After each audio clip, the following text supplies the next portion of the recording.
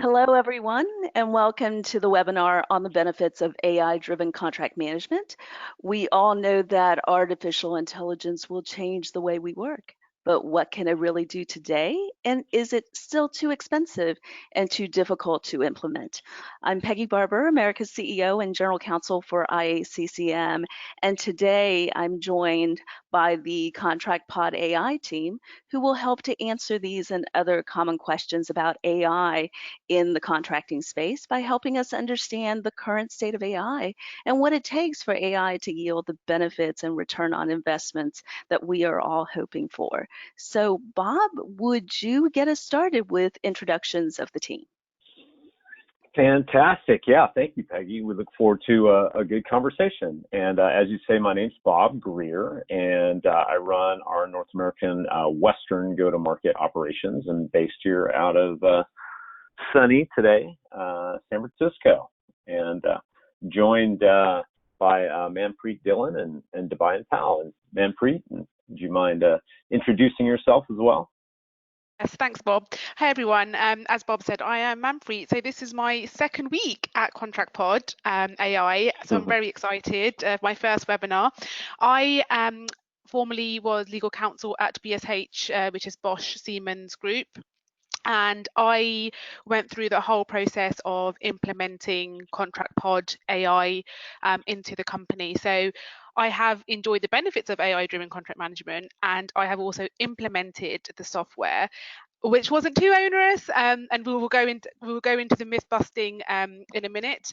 But for me, where we started was back in late 2014, beginning of 2015, and it started off with the business acceptability and the skepticism, and then, you know, as we're all creatures of habit, it was started from there because everyone is static and we are used to doing our jobs in a certain way. So it can seem to be, okay, oh my gosh, you know, it's a contract management system, it's AI. So I've been there and I've come out the other end, and I've joined the company now. So if that's not proof in the pudding, I don't really know what it is. So, but we'll go into detail in the next few slides from my experience, and I'm here to answer questions as well. Fantastic. Thanks, Manpreet. And Debayan, would you mind introducing yourself as well? Absolutely. Hi, everybody. So I joined Contract Pod, a couple of years ago. I joined as an AI specialist, as an AI architect, and back then, not many companies, were, looking to have AI into the legal sector. So I'm really happy and proud that, our company is one of the first, one of the earliest to really adopt AI into our end-to-end system. When I came in, I took a look at the system, and I had to way to come up with solutions so that the AI works in the back end, and the complexity of the system is not in any way transferred to the front end user. So we kept that thought into our minds, and we designed the solution here, and we'll see ahead how it really works, and all the myths that that are generally people associate AI with. We'll see how we really dealt with that.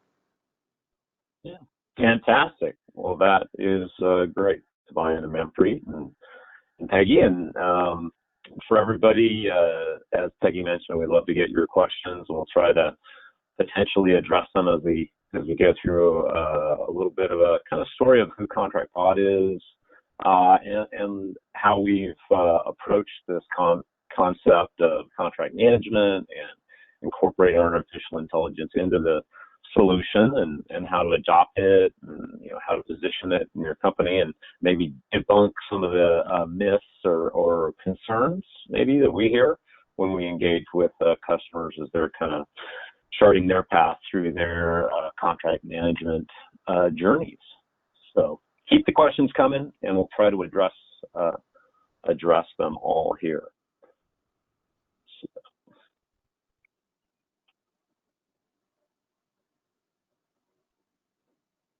All right. So a quick story here about who Contract Pod is, and I want to make sure that I'm showing my screen here. So let me go back to this because we're a little bit of a snafu there. So there we go. So as we mentioned, ContractPod was actually founded by Sarvarth Misra, and he came from a legal managed service organization that was doing basically outsourced contract review for large global organizations. And we started looking at what types of technologies might expedite and provide a better customer experience for those organizations we were doing that outsourced work for. And through that process, we developed our solution and realized that there was a great market need for contract lifecycle management that incorporated artificial intelligence. And so we launched our solution in 2015 to the market, the ContractPod AI. And we've just been spreading the good news for the last several years. We've expanded the company, as you see. We started kind of humble beginnings in Glasgow, opened up our R&D and what we call legal engineering service in Mumbai. Our global headquarters are now in London.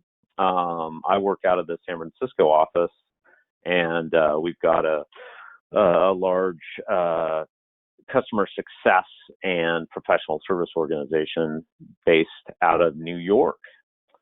So I guess, today, many of you might have attended the CLOC Consortium and maybe sort of progressing down a journey of potentially looking at different solutions as part of your quote unquote, contract management operations, or sometimes some organizations call it a legal tech stack, and trying to figure out what should we tackle first, what should our roadmap look like. CLOC has a maturity model, and we talk to companies that are really everywhere on that spectrum. They may be moving into their second generation of legal technology, or they may have nothing. They may have their contracts in multiple repositories, and they don't have automation, and it's something that's very common. And here's where we've kind of approached the market. How do we help companies address that? We call it legal AI as a service, and really what we're looking at is the contract or legal operations within a company. How can we maybe provide a simpler option by providing an all-inclusive offering where we're providing not just the software, but also some of the services that wrap around it.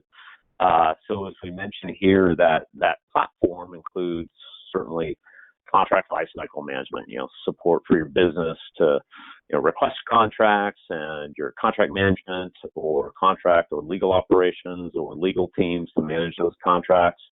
And we've integrated the IBM Watson AI solution into that to help expedite that contract piece. And that's something that sometimes people think might be very challenging to adopt, but we've tried to address it in a way that makes it just part of the contract lifecycle management system.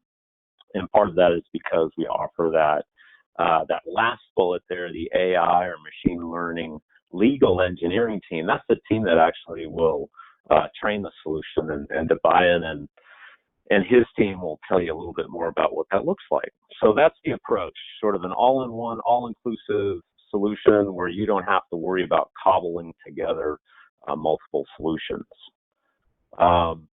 One of the big things that catch people's ear at whether it be at a conference or when maybe they first hear about ContractPod is the fact that we use the IBM Watson AI tool. People always think of that that's the technology that beat the Russian chess specialist or beat Jeopardy. But it's a great way for us to leverage technology to make it simpler and then just expose it in our platform. So that's something we can talk a little bit longer.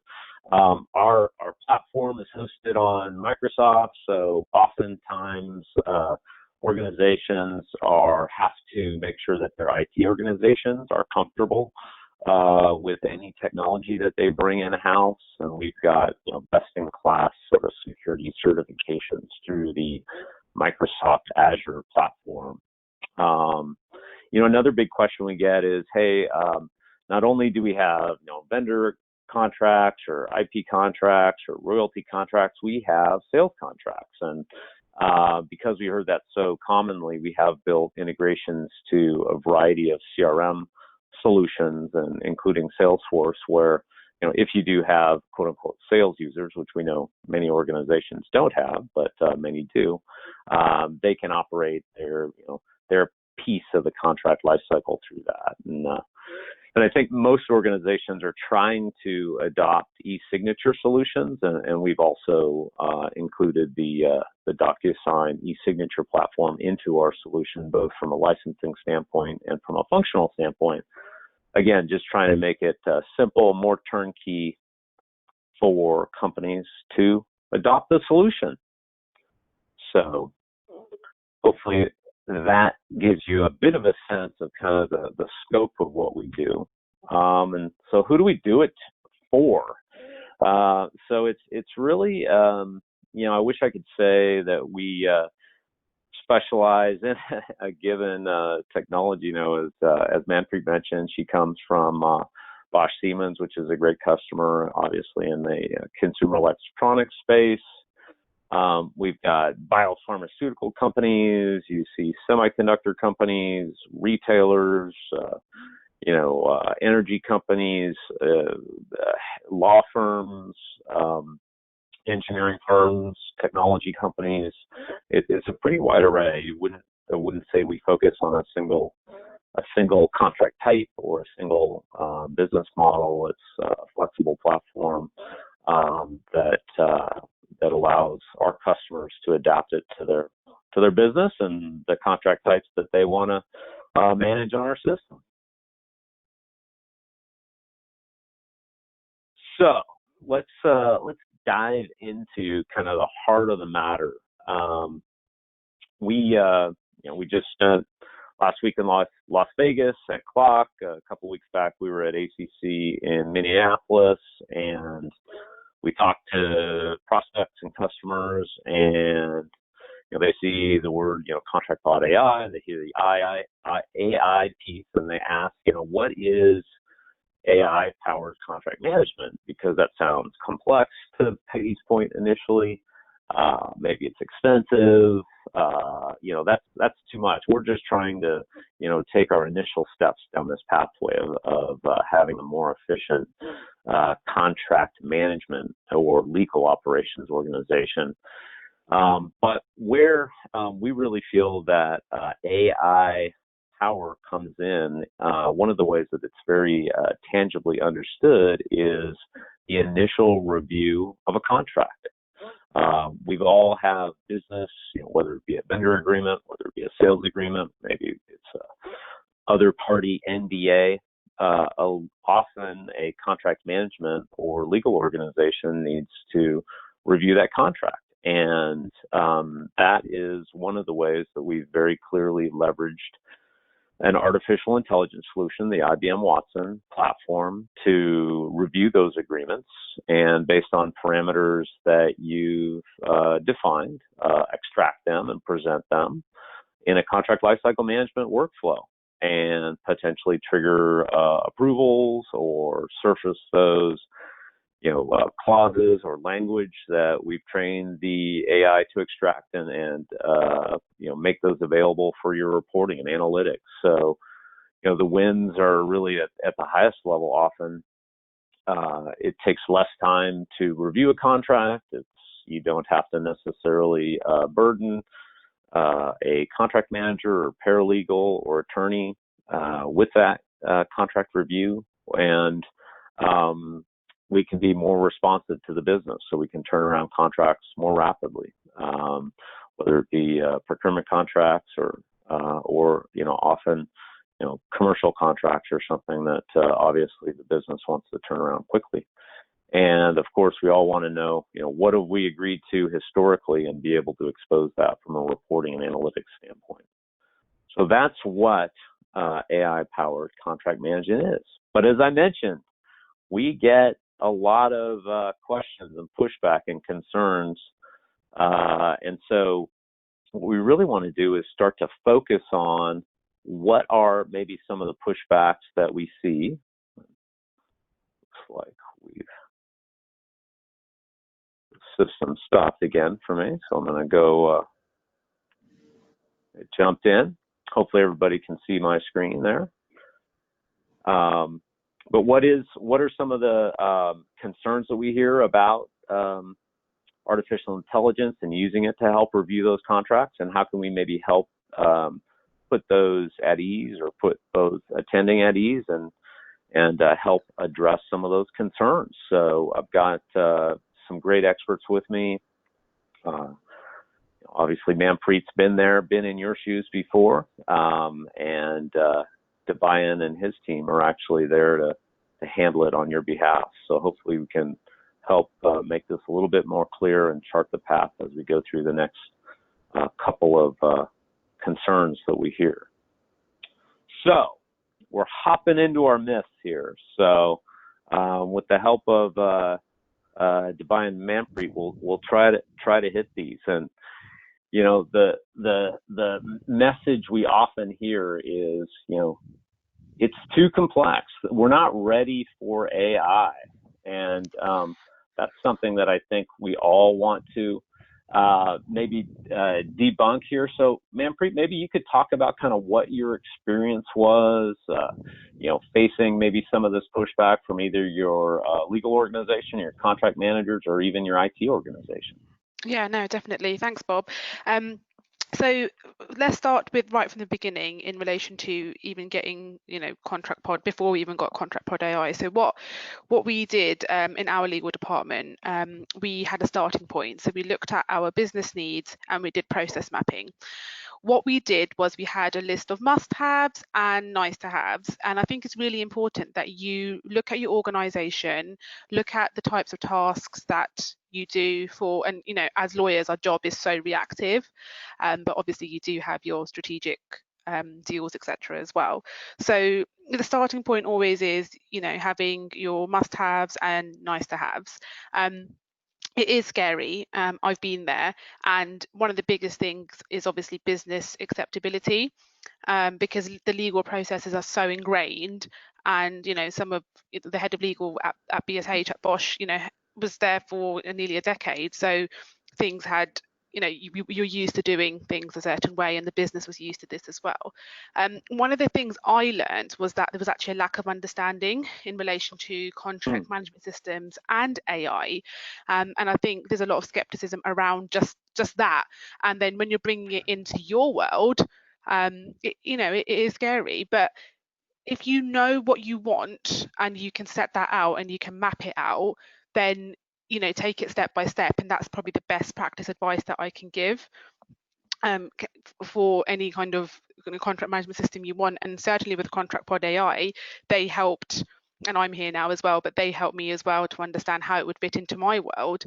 Again, you know, it's the clarity. You know, you have to be precise on exactly what you want from AI. And you know, it's not here, you know, everyone's scared that, oh, AI is come and it's going to replace the lawyer, and that's not what it is. That's certainly not what it is. It's actually there to help you, and it helped me, and it actually gave me more time to work on the more complex contracts.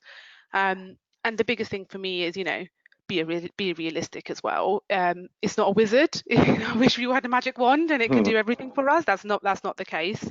And always think, you know what, involve your IT teams from the outset, because then you will have no nasty surprises.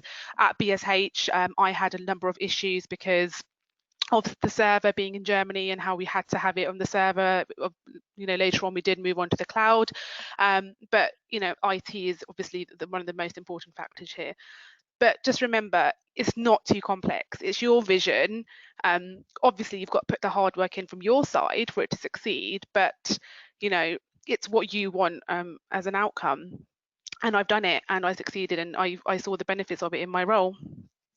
Well, so Manpreet, this is Peggy. So quick question on context, because this is one that we do get quite often, that you know, implementing a system is really difficult. And I think it's really for all three of you, but the concept of identifying what the underlying problem is. It's usually there's usually a reason why you are looking at AI and looking at implementing a new system, right? There's a problem that you're trying to solve and perhaps a process issue that you're trying to tackle through AI. Was that the case, or is that the case that you typically see? So for us, I can speak from my experience, it was streamlining, harmonizing everything. So we had all these contracts, we had legacy contracts, nobody had really control over them. You know, when somebody leaves, it was just left in a drawer. So for us, it was getting control over the contracts. That was our number one aim, having control and making sure there was a single place where the whole generation of a contract management system, you know, we had that. Then the second aim was obviously AI, but I wouldn't say it was a problem. It was more for making our lives easier and making sure that we could then focus on, you know, more of the more complex deals, Peggy. Right. That was So my once experience. no, that's great, because I think one of the challenges of people seeing AI as very complex is that many solutions offer a lot of capability, and then It's it's a matter overwhelming. of right. It's a matter of then identifying what it will do for you or what you need and map it to what it will do. Because you know, the proliferation of technology in the last 10 years has been incredible. And so it can do all sorts of things. And then people forget that they are identifying what they really, really need to link it to that. And, you know, I often hear it's too complex, often because people haven't actually done that step of Yeah. identifying what their root Absolutely, Peggy, desire and and goal. it's breaking it down. So and this is not a lie, and you can check with Kevin, who's my ex-boss, and we sat in a room for 2 days. The legal team sat in a room for 2 days, and we literally just brainstormed and mapped out our current processes in relation to each different contract, and then what we wanted. And we did it traditional, old school, big boards and writing on paper, and then we stuck it all on a wall, and that's what we did. And honestly, that was 2 days that we did that, and we just didn't do any other work. But it was worth it. It was completely worth it, because you don't lose sight of what you want from you know, for us it was Contract Pod AI, because we had selected them at that time. So for us it was, okay, this is what we want, let's focus on that. Yeah. No, that's great. Have the kind of the end goal in mind, right, Manpreet? And then yeah, but and it has then to be realistic. break it It back has to there. be a realistic goal, definitely. Yeah, you know, sometimes having that end goal is great, but then what we've seen being really successful, Peggy, is identify very specific a division to work with, a contract type to work with, a part of the process, that be phase one, and then determine a plan to scale towards those desired, you know, end goals. And that's usually a great way to approach it, and also to simplify it. And one of the most kind of simple and easy to understand ways that we found to leverage artificial intelligence in a contract lifecycle management is when the business has a contract request and it happens to be on third-party paper, so it's not on your template. Usually an attorney has to review that contract and pull out some basic key legal obligations and key dates. And that's one of the kind of most easy to understand ways that we use the IBM Watson artificial intelligence product, again, to Manpreet's point, to free up the contract management team and legal team to be a more strategic value add versus having to do that first level review. Well, let's bounce to myth number 2. So, and this is maybe kind of segue both from Manpreet to Debayan. You know, we obviously, okay, it sounds great. Would rather have a computer do that first level third party paper review and extract those key legal obligations. That sounds great, but you know, how are you guys going to know, you know, train the solution? So maybe you can tell us just a little bit about kind of how we do that from an onboarding standpoint to buy-in, and kind of, you know, what we need typically, and kind of how that approach looks. Sure. So basically, from a technology point of view, we wanted to create a one-stop solution for legal department. So we wanted to keep it really simple from the end user's perspective. So users should be able to upload a legal document or a contract using just a single click, or if there is a lot of contracts or a collection of contracts, then user can just point it to, if it is like a SharePoint or an online location like Dropbox, and the system takes care of the rest. I mean, it automatically should be able to determine the file types and if they need to be OCR'd, and subsequently it should be able to run all these processes in the back end and give the final output to the user, in terms of the key obligations that have been extracted as per the requirement. So that may include like the party names, the contract types, the various important dates, and hundreds of data points like force majeure clauses, termination clauses, assignment clauses. And users should be able to view it and scroll down to the relevant section. And beyond this, users should also be able to query on this contract, that if he or she has an extra question or looking for a specific clause, so they should be able to query on this contract using natural language questions and like basically using a chatbot. So we use IBM Watson to analyze the state of the art, the natural language processing, and we provide the answers with as much accuracy as we can. And so the process that goes in the back end. For a few months initially, when we started this project, we focused on very highly qualified base training. So we took as many samples as possible from as many open sources on the internet as available, and we prepared a highly qualified training set, and it was vetted by a legal team, and lots of focus was given to it. So we trained our system on it. The machine learning was provided on this system. So we tried to keep this base training as fast as possible. So when in future, when we have to add on any future obligations, so it must be easier in the future. So we usually go by contract types, which is the easiest approach when you onboard a client. So we say that the contract types that you use the most, or or is probably the easiest to you. We take 5 or 6 of each of the samples, and probably within a week or maximum of 10 days, we are able to train the system to capture these new patterns from the contract, and the system is ready to handle any third-party contracts that the customer might be interested to analyze through AI. So this is basically an overview of how the system works here.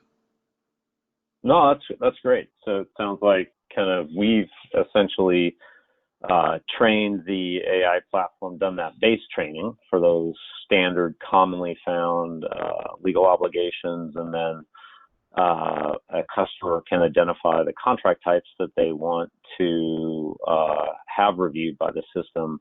And then you mentioned sort of 5 or 6 sample of a given contract type to train that kind of on a more specific customer by customer basis. And it's not something that's going to take 6 months and countless sums of dollars. So it's a more rapid approach, leveraging that foundation that you and the team have built. Absolutely. That's awesome. All right. Kind of a scary photo here, but the myth 3, to that point, does the customer based in that scenario really have to have any, internal resources that are AI or machine learning experts, or can they really kind of rely on your team to help, once they've defined the contract types and defined the legal obligations, for example, that want to be extracted, can they kind of turn that over to you and your team? Absolutely. I mean, one example that comes to my mind recently, we did a huge project for, one of the FMCG giants. So what we were given were 15,000 contracts, and a big chunk of that was legacy contracts. So I personally saw a contract which was dated from 1928. So and it was really in bad condition. And so what we did is we analyzed these, and we came up with an internal algorithm. We changed our algorithm to capture these patterns that we generally don't see now. But so it's basically just an improvement of our system in a way. And we were able to handle this project, and I think we delivered it in 10 weeks or 11 weeks. And so that's basically one example that we just did. And coming to the the other points here, so we try to there is a possibility in the future that the control of this training could be given to the end user or the lawyer right on the screen. But to reach that stage, there has to be trainings and workshops and education that must be given to the various teams that will be using these products in the future. So I think we're moving in the right direction on those, and you don't really need a machine learning expert or a team to handle that from your organization point of view. That's what I think. Right. Yeah. So it's nice that that's not a requirement. Potentially, turn more of that over to the the business users. But for now, sounds like your team will be able to execute on that for them, and they can just come with some of those business outcomes that that Manpreet mentioned. So, I think we've kind of hit on this one almost, but I do want to deal in is AI too new for real world contract management use cases?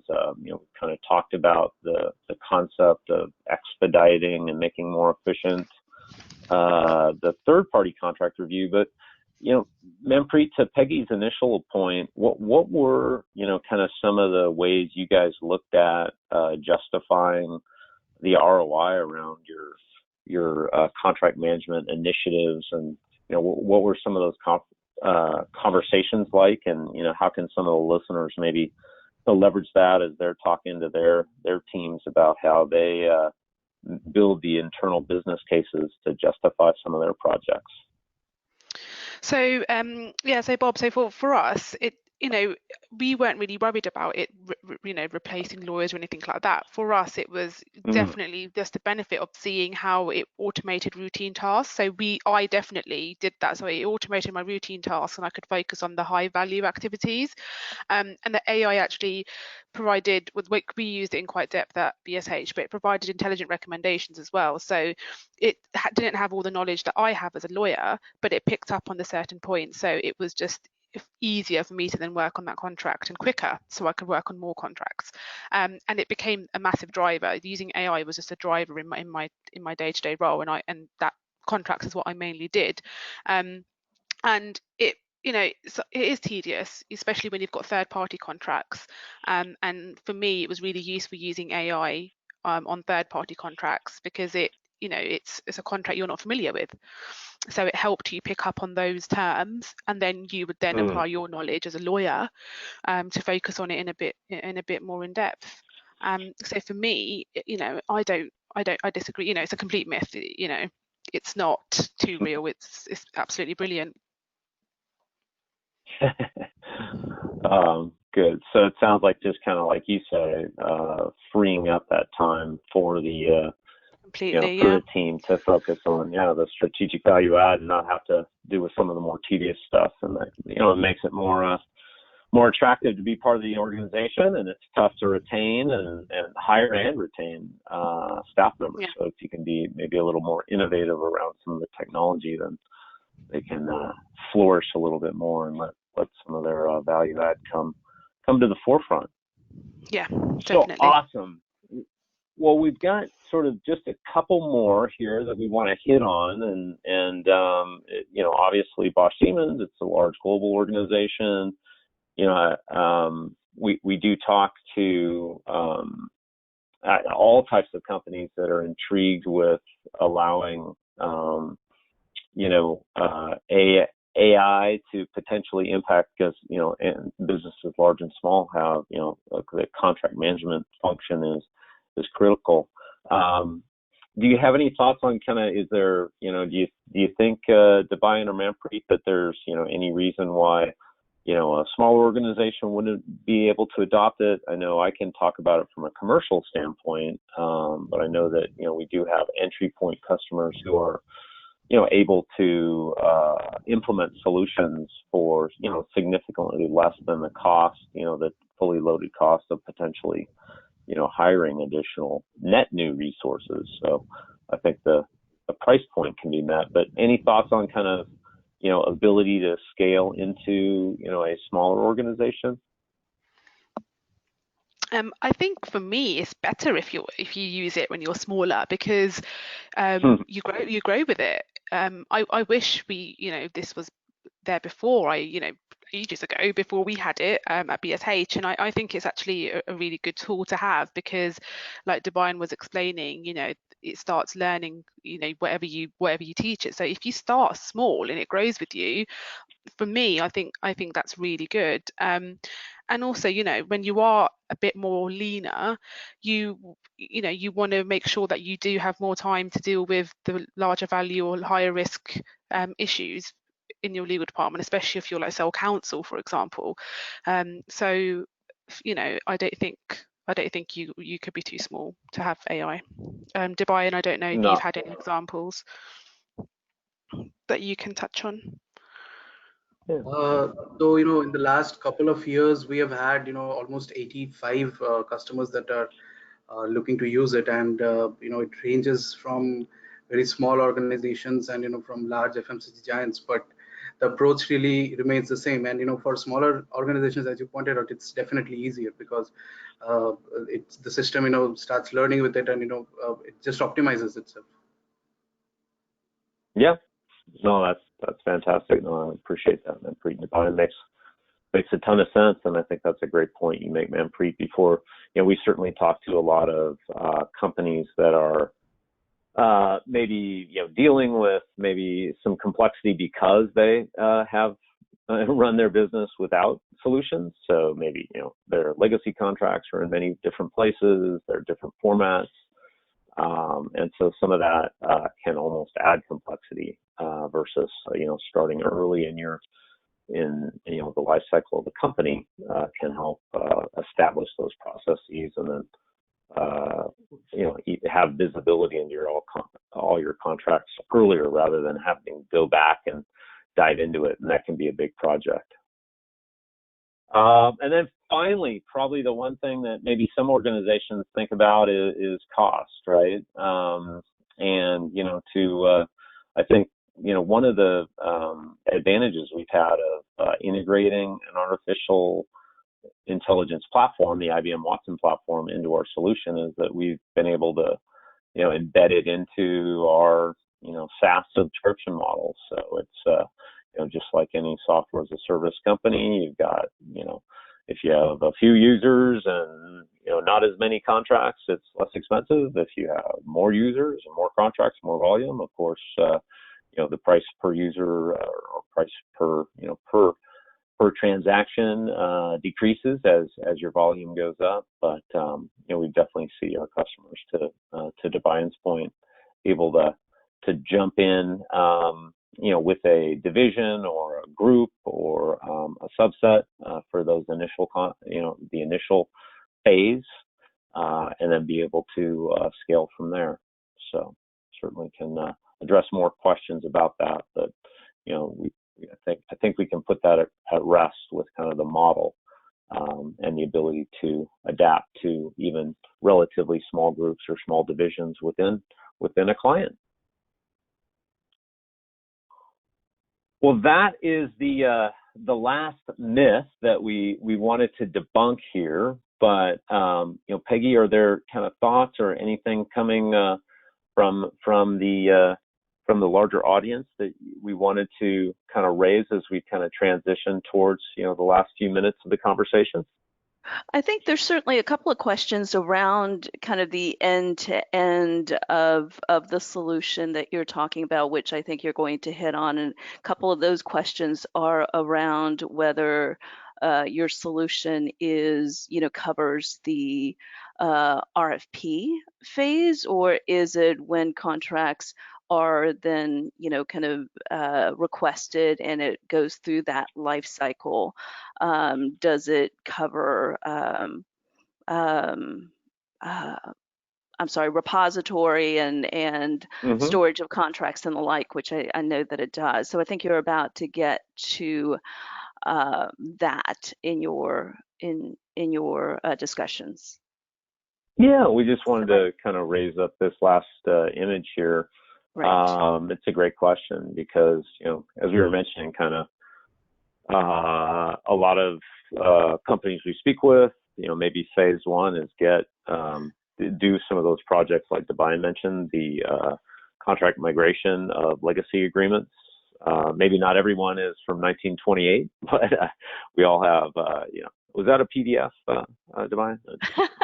But it's very common. So we do have the concept of even sometimes starting with a repository or even going in and doing that extraction of those legacy agreements, because most commonly some of those legacy agreements, there's not a lot of visibility into them. You might have file names or other party names, but you really don't understand what the legal obligations. So we can leverage the AI to extract those obligations and migrate them from your legacy repositories and move them into our solution. And then to the second part of your question, Peggy, it's we do include the artificial intelligence as part of the repository and the end-to-end life cycle management. You mentioned the RFP process. We aren't a procurement or bid management solution, although often our customers do use our solution to manage contracts with their vendors and suppliers and other parties. So I'm not sure if that was the question, if we specifically had RFP functionality. We really focus on the contract, whether it be a sales contract, commercial contract, NDA, you name it. We're going to manage that contract from request from the business to negotiation to execution to renewal or explanation or termination, and really handle that full end-to-end life cycle. And just to add to that, Bob, sorry, and to the point about the RFP, Peggy, at BSH we use ContractPod AI largely for procurement contracts, so third-party supplier contracts. We didn't use it for, like as Bob said, it's not a procurement solution, but after procurement the purchasing guys had completed their RFP, their tenders, they would come to me with a request form on ContractPod, which I had set up, and then we would do the generation, negotiation, analyzing, signature, and then managing renewals on ContractPod AI. So, and it worked really well, and that was one of the reasons why we had ContractPod AI as a management system first, and it was to deal with all the procurement contracts, and that's indirect and Fantastic. direct No, supply. I think that's really helpful. Great. Well, and one other question that has come up as I look at the slide, as you go through the contract, kind of the initiate, the negotiate, analyze, sign, and then in that managed phase, one of the questions is, we certainly, it's great to have all of the contracts in one place and setting up all of the obligations. So it looks like you have obligation tracking. Does it then help link the people who negotiate and manage the contracting process? For example, it's procurement or legal or sourcing or the like, with the people who actually do the delivery and management of those obligations? Is it, how does it help them? Do you have use cases, I guess, or examples where they take those obligations, it's linked in and actually helps with actual delivery and achievement of business outcomes? Yeah. So it sounds like, maybe they're thinking about, okay, we've got this legal obligation. How can we potentially, alert or notify or communicate it out to the business? So that often, frequently there are integrations potentially with things like ERP systems, or if there's a hiring workflow, maybe with HR systems. If it's vendor contracts with maybe even internal compliance management. Hey, I bought 1,000 seats. I want to make sure that I'm aware of that, so I'm not moving out of compliance. So IT management systems are a frequent integration point.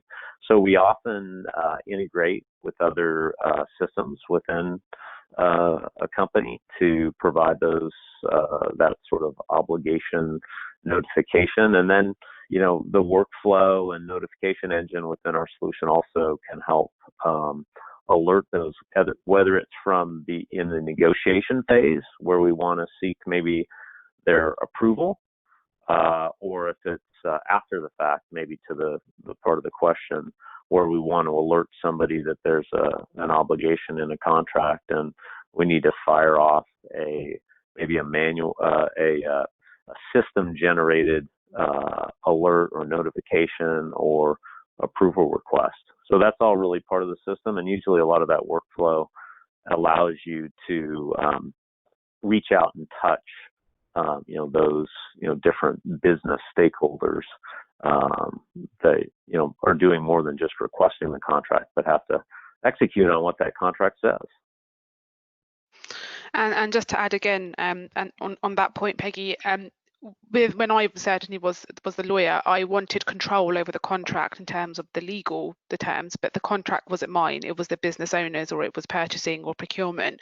So what you can do is, instead of, so sometimes you get caught in revision and renewal terms, you can actually in the system set up a reminder, a notification for a renewal or revision or any other term in the contract, and that can be assigned to various departments. So it can be the procurement or marketing or whoever's contract it is, or wherever you want it to go.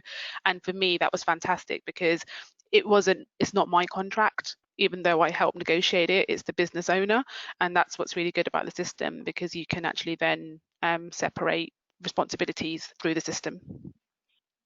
Well, so do you actually see people use the data from the system for purposes, for example, of handover, and making sure that the obligations, regardless of who owned it during the negotiation and approval phase, then is consolidated and then handed over to the team that's going to manage the relationship going forward?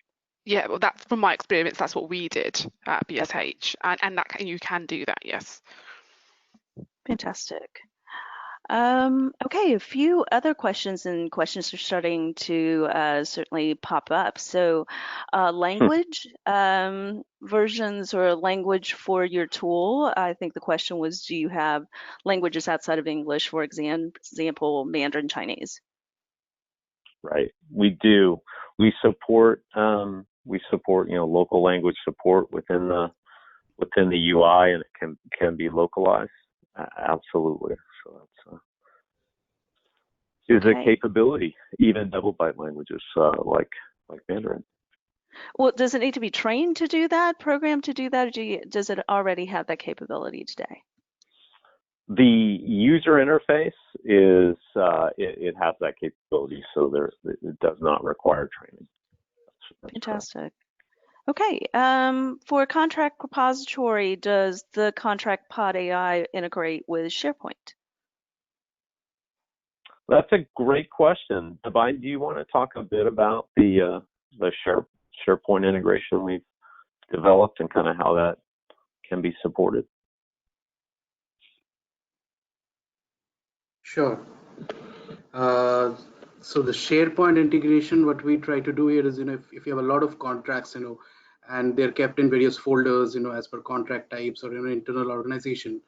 So we are able to consume your contracts from a SharePoint location and bring that into the contract pod AI environment, and we can do that for AI as well.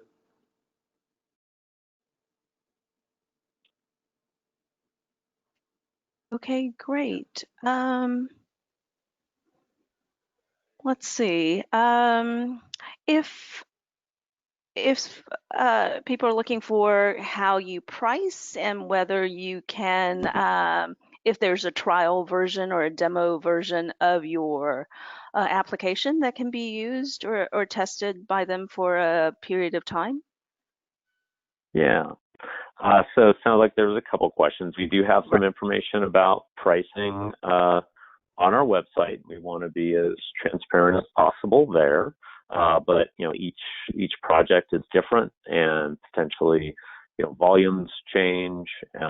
So it's usually best to reach out to us and just submit a quick sales inquiry, and the right person from the right geography. I know we have attendees on this in Europe and Asia, South America, North America. So we have, obviously business representation in all those, and they could give you appropriate pricing for your project. What was the second part of the question, Peggy? Trial versions? Oh, trials, right. Yes. What we've typically found to be the best way for customers to evaluate the solution is to kind of dive into a bit of a workshop with them where we can gather some requirements about their potential most, high value, use cases and the outcomes they're trying to drive, and then put together a sort of tailored demo, hands-on workshop with them. And they can bring in, the business stakeholders or the legal stakeholders, or, executives can come in and kind of be part of that. And that can be done, virtually. That can be done kind of around a conference table. So that's what we found to be a really effective way for companies to assess, because as you can imagine, if we provide a version of our system, it wouldn't be set up for, to manage, your contracts necessarily. So that's what we found to be the best way for companies to evaluate our platform, and it's something we do all the time. Fantastic. No, that makes a lot of sense. Yeah. So last couple of questions, I think, has more to do with contract search and reporting functions as part of the system. Certainly there's a lot of data that is being pulled and analyzed. If it comes to, again, what you're searching for, reporting through a workflow, for example, are there metrics or ways to measure how long it takes to do contract reviews, negotiations? I mean, what types of reporting? People want data. Once you have it, then you want more, and you want to know everything that can be done in the system. So I'm sure you get these questions all the time. Yeah, no, absolutely. And that's one of the beauties of being able to extract all the, for example, the key legal obligations that a customer defines is once they run through things like OCR, if it wasn't a digital agreement, or if they were a digital contract, and once they've been loaded and run through the AI, you mentioned search, everything, I think Tobias spoke to this earlier, but everything is, full text searchable. So you literally, have at your fingertips the ability to identify, does this phrase exist in any contract? If so, where? And you can put parameters around that. So from a search standpoint, it really opens up, incredible power to drill into, any clause in any agreement in the platform. And then since the contracts are going to be, run through the AI tool, we've extracted the clause language and the clauses that you care about, and that can be then exposed also through reporting. So we do have a lot of flexible, reporting and analytics and dashboards in our system. Some customers choose to actually pull the data out and analyze it in tools like Power BI and Tableau, and we're even going to provide sort of a Power BI version of our reporting shortly. So that's something that I think is absolutely a power of the system, and also something that we'll continue to invest in our roadmap. Great. So just in terms of the specifics of measuring how long the negotiation process takes and what is taking a long time to do that, is that part of what your system tracks and can track? It does. Yeah, absolutely. So one of the most basic steps in an implementation would be looking at your given contract types, let's say vendor contracts, supplier contracts for a given division, and identifying your statuses in the life cycle of that contract. So when it goes from request to negotiation to pending signature, pending approval, or signature completed and activated. And the beauty of a system like Contract Pod is that each of those are automatically stamped within the system. So those that are looking at things like cycle time analysis by contract type, by division, have that really at their fingertips. And that's probably the most common type of reporting that we see is kind of that initial step, right? Where are some bottlenecks? Yeah, exactly. And exactly. Let's look at why something is outside of our SLAs to the business, because really we're one of the huge wins is, can we be more responsive to the business, right? Right. And so exactly. So now you've got that visibility. Let's look at it. Yeah. Exactly. So I know we've got 2 minutes left, so just one last question, and I think Manpreet answered this, but in terms of scalability, as the organization changes, the risk tolerance changes and the like, the system, how does the solution kind of scale and change with the organization as it grows? And I think that was addressed, that it does enable and is easily changeable from that perspective. Yeah, definitely. As I said earlier, I think it's really beneficial if you start small, because it grows with you. You grow with it, it grows with you. And I've seen the benefit of having it. We had it for, my maths isn't great, 3 years. And then I left and left BSH and joined Contract Pod. So when I was there, I saw the change from year 1 to year 2 to year 3, because like you said, Peggy, you want to do more with it. So you get something and then you want to do more and more and more and more. And it's really good because you've got the basics then. So if you're smaller, you've got your basics and your foundation, which you can build upon. And then the system obviously grows with you in relation to those foundations. Yeah. And then based on the data that you gather as well. So I know we're at the end of our time, so I'm just going to thank Bob Debayan and Manpreet. Thank you so much for this insightful presentation and discussion. And my thanks to everyone who joined us for this session. I hope you found it to be useful and that you have a fantastic rest of the day. This will conclude our webinar. Thank you. Thank you. Thanks, Peggy. Thanks, everyone.